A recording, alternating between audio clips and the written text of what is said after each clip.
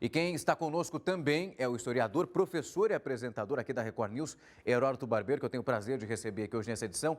Heródoto, é uma tarde triste, um começo de semana, a gente preferia falar de outro assunto, é um fogo que infelizmente ainda não acabou por lá. Eu queria até saber, você que acompanha isso aí como historiador e professor, é a primeira vez que esse tipo de incêndio acontece lá na Catedral? Não, não é a primeira vez. Rafa, para você ter uma ideia, em 1870, 71, teve uma revolução na cidade de Paris que ficou conhecido com o nome de a Comuna de Paris. Foi um movimento liderado por áreas da esquerda que separaram a cidade de Paris do resto da França e proclamaram uma república comunista na cidade de Paris. Veja, 1870, o Marx ainda era vivo. E numa das refregas, haja vista que o exército francês marchou contra o povo e matou milhares de pessoas, tentaram colocar fogo na Catedral de Notre-Dame. Então, não é a primeira vez que a Catedral, então, se incendeia, como a gente está vendo aí. Uma segunda coisa também importante é o seguinte, se você me perguntasse qual dos monumentos mais representa a França, eu, sem sombra diria para você que é a Catedral de Notre-Dame. Então, não, pô. Quando a gente fala de Paris, geralmente a gente lembra da Torre Eiffel, é verdade. Só que a Torre Eiffel, Rafa, ela foi inaugurada em 1898. Portanto, ela não é tão velhinha assim, ela não tem ainda, ela tem 100 e poucos anos de idade, no máximo. Essa catedral que você está mostrando aí, a Catedral de Notre-Dame, ela é do século XII, portanto, ela tem quase 1000 anos de existência. Veja bem, muita coisa. 1000 anos. Então, ela representa realmente o maior monumento da história da França. Porque aí, não só é uma construção medieval, antiga, chamada gótica, de arquitetura gótica, mas ela também ela sediou coisas inacreditáveis. Não esqueça que a coroação do Napoleão Bonaparte, em 1802, como imperador da França, foi aí. Foi aí na Catedral de Notre-Dame, ao lado, obviamente, da Josefina, que era a imperatriz daquele momento, e o Papa, eu não me lembro o nome dele agora, o título dele, mas ele viajou de Roma para Paris para coroar o Napoleão imperador da França, aí na Catedral de Notre-Dame. E o que aconteceu? Quando o Papa foi colocar a coroa na cabeça dele, ele tomou a coroa da mão do Papa e disse, não, eu coroo a mim mesmo porque eu sou imperador da França. Então, o máximo que o Papa fez nesse ambiente maravilhoso que você está mostrando aí, foi abençoar, né, o Napoleão Bonaparte como imperador da França. Esses vitrais que você também está mostrando aí são maravilhosos. Talvez a grande obra de arte, além da arquitetura, logicamente, são esses vitrais que estão todos aí. Mas eles correram um sério risco. E vou contar outra coisa que fizeram com essa igreja. Quando estourou a Revolução Francesa, em 1789, a Igreja Católica, ela estava do lado do rei e estava ao lado também da nobreza. E a burguesia, o povão, se revoltou contra o rei e contra a igreja. Então, eles invadiram as igrejas, eles tiraram os santos das igrejas da França, principalmente em Paris, fundiram aquilo e com aquele ouro, então, começaram a lidar com ele. E tiraram tudo que tinha dentro dessa catedral que você está mostrando aí. Limparam tudo. E o que fizeram dela? Transformaram essa catedral num estábulo. Puseram animais aí, puseram cavalos, puseram vacas aí dentro dessa obra de arte. Por que razão? Porque ela representava, então, o antigo regime, o rei da época, que era o Luís XVI, mais o clero, mais a nobreza, tudo mais. Depois disso tudo, quando a República Francesa começou a caminhar, 3 ou 4 anos depois, a Revolução é de 1789. Em 1792, proclamou a República. E essa República partiu por uma questão interessante, de combater a religião, não só tomando as terras da igreja, não só vendendo tudo que a igreja tinha, como eles venderam, não só tirando as estátuas de dentro das igrejas, como tiraram aí de Notre-Dame. Mas o que mais fizeram? Eles passaram a voltar a fazer um culto de deuses da Roma Antiga. Então, aqueles deuses antigos, Afrodite, Zeus e tudo mais, eles começaram a voltar a serem louvados aí em Paris. E um deles foi colocado onde? Dentro da Catedral de Notre-Dame. Então, na época, o ditador da época, que é o Robespierre, Maximilien Robespierre, ele colocou uma deusa aí dentro. Então, imagine você tirar Cristo, porque ela foi construída pelo cristianismo, e colocou uma deusa pagã. Mudou completamente. Mudou completamente. É a deusa da razão. Então, como a Revolução Francesa estava violentamente alicerçada nos princípios do racionalismo, a deusa da razão era considerada a suprema deusa, ela foi colocada aí dentro da Catedral de Notre-Dame, aí em Paris. Então você vê que ela tem muitas e muitas coisas diretamente ligadas à história da França, não é só pela sua antiguidade, ela data do século XII. Só para você ter uma ideia, o século XII é o século da Primeira Cruzada, quando então os cristãos saem da Europa em direção a Jerusalém, para conquistar Jerusalém, que é uma cidade sagrada e tal e tal. Foi exatamente nesse período que ela começou a ser construída, portanto, há quase 1000 anos atrás. Aí você vai dizer, bom, mas ela é uma grande obra de arquitetura? Não, não é. Não é. Ela não é uma grande obra de arquitetura. Se você quiser uma obra de arquitetura melhor do que essa, você pega um trem aí do lado e vai a Chartres, que é uma cidade que está mais ou menos a 100 quilômetros de Paris. Tem uma catedral extraordinária desse estilo gótico. Agora, ela está ligada aos acontecimentos todos da história da França, como eu citei agora há pouco. Não vamos esquecer que ela passou incólume durante a Segunda Guerra Mundial. Não vamos esquecer que a cidade de Paris foi tomada pelos nazistas em 1941 e ninguém derrubou nada. Ninguém fez coisa alguma, porque, obviamente, era uma obra de arte que precisava ser preservada. Mas ela serviu também, não só como local de reza, de missa, tudo mais, de coroação, tudo aquilo que eu falei, mas ela serviu também para a literatura. Rafa, quem é que morava lá no teto da Notre-Dame? Quem morava ali pertinho? Ali no tetão, ali, ficava escondidão ali. É aquele personagem, imagino eu que seja o Corcunda, aquele rapaz Matou. das costas curvadas, é isso mesmo? Exatamente, matou em cima. Os próprios escritores, a gente tem o caso desse conto, que acho que é o que deu a fama mesmo, né, Heródoto? É claro que tem toda a sua importância histórica, como você mesmo citou, mas isso ajudou também a propagar a força que essa igreja tem. Sem dúvida. O conto, né, a novela, romance, né, o Corcunda de Notre-Dame é mundialmente conhecido. Foram feitos vários e vários filmes, e tem até peça de teatro a respeito dele, não é? Do Corcunda. E o autor já era conhecido, que é o Victor Hugo. Eu não sei porque eles lá chamam de Victor Hugo, mas nós aqui chamamos de Victor Hugo, que é mais fácil da gente lembrar. É mais fácil decorar. É, não é? É. Agora um detalhe.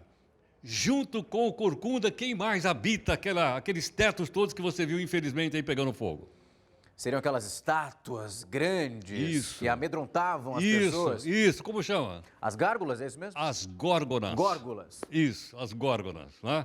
Então, quando é possível visitar, agora não, mas logicamente pode-se visitar, e você vê aquelas figuras assim demoníacas, terríveis e tal, chamadas de górgonas, colocadas num período, você imagina, a Idade Média. Na Idade Média, o pessoal vivia sonhando com o demônio. Exato. Com os monstros. Tinha medo das bruxas, aquele pessoal. Com o diabo, aquela coisa toda. Então, aquilo representava a parte externa, quer dizer, o demônio, os monstros e tal, não entravam no lugar sagrado, que era o local da igreja de Notre-Dame. E como você sabe também, nós vimos agora há pouco imagens, tá? Ela é comprida, mas ela tem uma partezinha no meio. Ou seja, é quase como uma cruz desenhada no chão. Da própria, não só nessa igreja, quase uma boa parte delas tem assim, tem essa cruz, que a gente foi mostrando aí agora. Portanto, eu acho que os franceses, de uma maneira geral, devem estar extremamente inconsoláveis, né, com essa destruição desse patrimônio de arte, que não é da França, é um patrimônio de arte da humanidade, de toda a humanidade de uma maneira geral.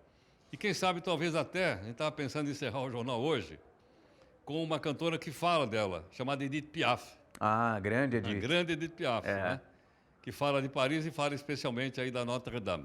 Mas, em linhas gerais, só para a gente, né, assim, ter um pouco a parte mais lúdica, mais interessante dessa igreja, estão aí as coisinhas aí que você perguntou. A gente conversava um pouco mais cedo sobre como esse fogo teria começado. Essas torres ali são enormes e a gente vê para o lado de fora somente toda aquela pedra, toda aquela parte de cimento. E aí recebemos depois a confirmação que aquela parte é completamente, pelo menos a parte interna, é forrada por madeira. Isso sem dúvida, né, Heródoto? A gente está falando de uma construção antiga que, claro, isso acontece com mais facilidade, mesmo falando de uma igreja que passou por tantos processos de restauração, né? Olha, sem dúvida alguma, mas a gente tem que lembrar o seguinte, tem que lembrar que essa obra, ela data do século XII. Século XII é mais ou menos 1100 e pouco. Como eu disse a você, não existia a França nessa época. E a França? Logo, não tem França? Não, não tem França, não existia França. O Estado francês, a França, como a gente conhece, ela foi se formando depois. Esse período onde essa igreja foi construída é o período da chamada Alta Idade Média. Alta quer dizer o começo da Idade Média. Portanto, a França, nessa época, ela estava dividida em uma série de pequenos reinos chamados de feudos. Então, a França era um monte de feudos. Quer dizer, mas não tinha um rei aí nessa época? Tinha. Um dos senhores feudais assumiu o título de rei, mas não existia a França como a gente conhece hoje. Nem Paris era a capital da França. Paris era uma pequenininha cidade lá. Uma cidadezinha michuluquinha, na beirada do rio. Tanto que essa igreja que você está mostrando, ela está numa pequena ilha, o rio Sena passa dos dois lados dela, e ela é chamada de Ile de la Cité, ou Ilha da Cidadela. Mas Cité, cidadela? É. Nós traduzimos para o português Cité como cidade. Né? E ville, que em francês significa cidade, a gente traduziu como vila. Então ficou essa confusão aí. Né? Como assim? Os franceses dizem la ville de Paris, a cidade de Paris. Tá certo? E o núcleo central só, que é a cité, que é a cidadela, que é o local onde havia a muralha para proteger, então, o centro da cidade. Isso acontecia também com Londres na mesma época. Então não existia Inglaterra, não existia Alemanha, não existia França, não existia Itália, não existia Portugal nessa época. Aliás, nessa época que essa igreja foi construída, não existia nem a língua portuguesa, por incrível que pareça. Então, você tem uma ideia do período que isso foi construído. Foi o período da Alta Idade Média ainda. Não é? As rotas de comércio aí eram escassas, muito pequenas, realmente muito pequenas. E o que você tem, na verdade, aí é uma luta enorme entre o Papa, que era uma espécie de um senhor de toda a Europa, contra o imperador que se dizia senhor de toda a Europa. Mas era uma Europa diferente dessa que a gente conhece hoje. Era uma Europa de feudos. Então havia uma luta violenta entre o Papa, luta com o exército e tudo mais, entre o Papa de um lado e o imperador e os senhores feudais do outro lado. Então o símbolo que a gente está vendo aí, que é o símbolo de Notre Dame, ela é também o símbolo da potência que era a igreja. A igreja, ela tinha uma força material, ela tinha uma força política. Ela não tinha só uma força religiosa. Ela tinha uma força, não, o Papa tinha exército. Então, quem é que bolou essa história de fazer um exército nesse período que essa igreja estava sendo construída para ir em direção ao Oriente Médio e invadir a cidade de Jerusalém? Foi a igreja, foi o papado. Então, eles incentivaram os senhores feudais da França, da Inglaterra, da Bélgica, da Holanda, da Itália, se juntaram e saíram, então, nesse período, nesse século XI e XII, em direção aí ao Oriente Médio, na chamada Primeira Cruzada. Então, por aí a gente tem uma ideia que a gente precisa ter um panorama histórico da época que isso aí aconteceu. Claro, hoje é uma maravilha. Você vai na cidade, ela é maravilhosa, você vê coisas maravilhosas, ela está num lugar maravilhoso. Ninguém vai a Paris sem passar em Notre Dame, não importa a religião que a pessoa tenha, não é? Dada a sua história e dada também a arte dos seus vitrais, que são maravilhosos, que estão lá também. Mas na época que isso foi construído, não tinha a importância que ela foi ganhando ao longo do tempo. Afinal de contas, Rafa, veja bem, são poucas as coisas que resistiram por quase um milênio. É muito tempo. É, não é? Quase um milênio. Talvez tempo. Se você me disser, bom, as pirâmides do Egito, tudo bem, os templos daí, tudo bem. Mas olha para a Europa e vê se você vê um monumento tão antigo quanto esse. Não me lembro agora, nesse momento. É muita história para uma só edificação, Aurora. Tem uma pena ver essas imagens que nós mostrávamos agora e comentávamos, são ao vivo. Já anoiteceu por lá, esse fogo continua chamando a atenção. Nós percebemos também os bombeiros trabalhando incansavelmente com os jatos ali daquelas mangueiras para tentar, melhor dizendo, conter esse fogo todo. Heródoto, eu ainda tenho mais uma pergunta para você, aproveitar essa aula que a gente está tendo aqui. A gente agora aguarda para verificar qual vai ser aí o montante dessa tragédia que acontece por lá. O fogo, como nós acabamos de mostrar com imagens ao vivo, ainda permanece. Essa restauração, claro que vai acontecer devido aí à magnitude daquilo que nós estamos falando. Mas é claro que a história fica fragilizada, né? Aquele ponto essencial, as peças originais, enfim, toda aquela estrutura hoje perde um pouco, né? Sem dúvida. E olha, é mais um acontecimento para a história desse monumento da história da humanidade colocar na sua biografia. Né? Então, a biografia dela passou por tantos e tantos acontecimentos históricos. Eu mesmo citei uma tentativa de incêndio. acontecido em 1871, durante o episódio da chamada Comuna de Paris, está na biografia dela. Mas não podia passar pela cabeça de ninguém que na biografia dela, no século XXI, ela pudesse estar passando por um incêndio como esse. Não é? Logicamente, a gente está esperando aí o que vão dizer as autoridades francesas, para saber se foi realmente um acidente de trabalho, pode ter acontecido alguma coisa, o pessoal está trabalhando lá, e isso motivou, então, o fogo. Mas eu imagino, num momento como esse, todas as autoridades francesas, do presidente a todas, a polícia, as forças de segurança, todas devem estar levantando tudo, né? Porque, num momento como esse, você não pode descartar nenhuma hipótese. Eu nem vou dizer quais são, para a gente não... Tá?